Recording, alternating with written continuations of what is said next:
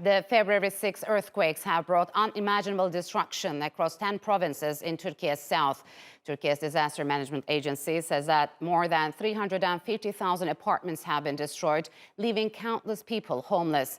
Over 2 million people have left the quake-affected areas, with many relocating to other parts of the country. The areas where the quake struck are some of Turkey's most ethnically and culturally diverse regions. Turkish President Recep Tayyip Erdogan has vowed to protect the historical identity and demographic structure of the country's southeast.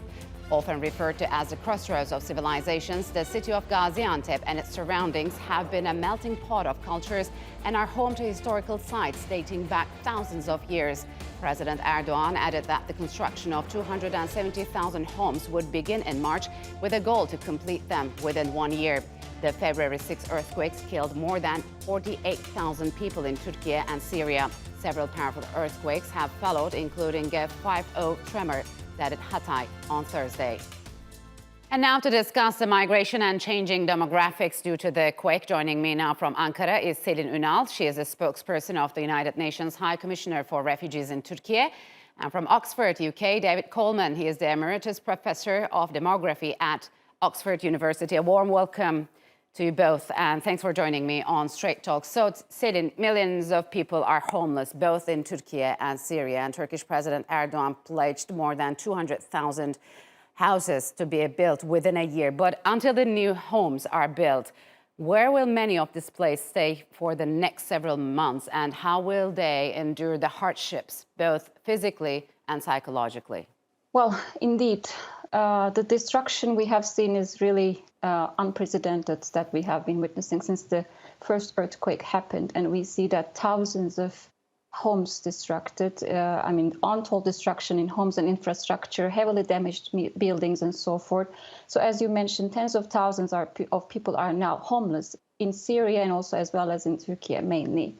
So we have seen that these people are willingly to move to some other places. This is very normal from their perspective because of the psychological trauma that they're also in, that they may feel like not safe or not likely to go into the heavily damaged buildings. So we have seen like over 2 million people, according to official statistics, have already moved to other places. But inside that region, there are also temporary accommodation centers, dormitories that are managed now by the government, helping them to have shelter. Plus, there are tents, as you all know, and we as the UNHCR, since the day one, trying to support this, shelter need and also other life-saving needs. And we have brought in close to 20,000 tents to support shelter needs for the time being.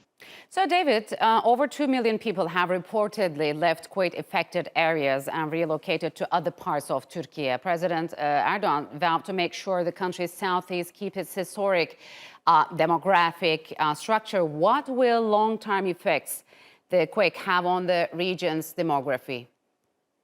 In the long term, I would guess not very much, which is not trying to downplay the horror and importance of this terrible disaster. But the resilience of populations is great, both demographic and psychological. Much depends, of course, on the speed of reconstruction. But the cities which have been damaged are there because they are serving an important economic function. And that economic function will presumably continue by virtue of their location, and people will wish to go back there, resume their lives, take up their jobs, make use of the opportunities which that particular area offers. I'd be surprised if in the long run, as you ask, the effect will be great. In the short run, it is, of course, is catastrophic. Catastrophic. And what would you suggest to keep the people employed and the region functioning?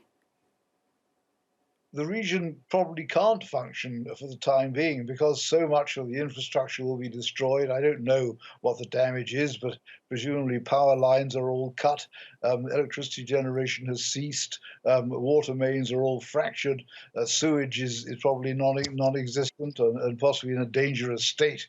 And you have to get busy with the bulldozers and concrete mixers before you can do anything very much about getting people to go back there, unless you want them to live in tents. Fortunately, they must parts of the country where they can go to live. It's a little bit like the problem in Ukraine in a way. So, Syrian, David said a grim but a very realistic picture. On the other hand, there are thousands of Syrians who lost their homes too. So where would they go? Would they go to the regime-controlled regions, or they will come back to Turkey? And can Turkey afford more migration? Well, this region, has been hosting 1.74 million of refugees already before the earthquake. So, as you also mentioned, for 12 years and actually longer than this, Turkish and Syrian people and also other people in need of protection living in Turkey in that region were living side by side, sharing a lot of resources, children going to the same school. So they're also affected by the same way from this unfortunately strong earthquakes. Many, as you said, lost their lives, and many wanted to go and visit their family members back in Syria, because Syria has also, northwest Syria, seriously affected. That was already a complex humanitarian situation inside there. So following the earthquake, temporary returns to Syria were made possible for Syrian nationals registered and residing in the earthquake-affected provinces in Turkey. And they who were residing in this affected region, affected provinces, can stay there for a period of 6 months maximum, while retaining their temporary protection beneficiary status back in Turkey. So they can come back. Some may likely to continue staying over there because they may need to take care of the families, left behind there and who are in need of support. Some have already moved to other provinces, and they have to inform the prime. Also about this. So this is the situation for the timing. But actually, we cannot foresee now what's going to happen. But this is currently being seen like it's very humanitarian situation going there for anyone affected. Anyone would have a big, psychological trauma to find a place to be safe. Yes. We have been seeing children are under really heavy, problems of this, and panic attacks people are having. This fear of getting into a closed place is something really much, being experienced, those people. So, David, the international support has been pouring in Turkey since the twin earthquakes struck the country's south. But just lately, the European Union has agreed on tougher measures to reduce the number of irregular migrants, which is expected to dramatically rise due to the earthquakes in both countries. What do you make of the European approach? Is this sustainable? And do you believe that this time the EU has actually a roadmap?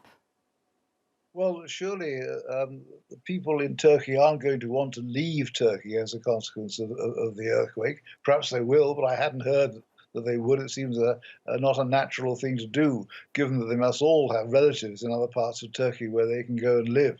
Is there really a pressure for people to leave Turkey in order to go to European countries as a consequence of the earthquake? You must tell me, because I don't know. You don't know.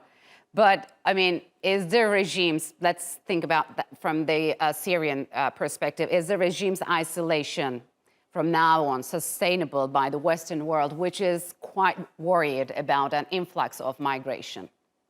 Oh, you're thinking of Syria rather than Turkey. I see. Not only in Turkey, but from Syria as well, because Turkey is already hosting over 3 million Syrians. And not only the Turks would like to leave the country, but many of the Syrians. Well, the fact that the Turks would like to leave the country is new to me, and surprising in view of the fact they must all have relatives in the country. Syria is a very different matter, and there is pressure to leave Syria anyway as a consequence of the fighting, the conflict still going on in parts of Syria, and also because of the awkward position which many Syrians find themselves under the Assad regime. That's going to continue, and it'll continue almost whatever the European Union decides to do, because so much of the migration is clandestine, and when people arrive in a country claiming asylum, rather few are ever returned, and it's contrary to international agreements to send people back to a war zone anyway, which is what you can regard Syria as being. All right, Syrian and David, we'll have to leave it here. Thank you very much for joining me on Straight Talk.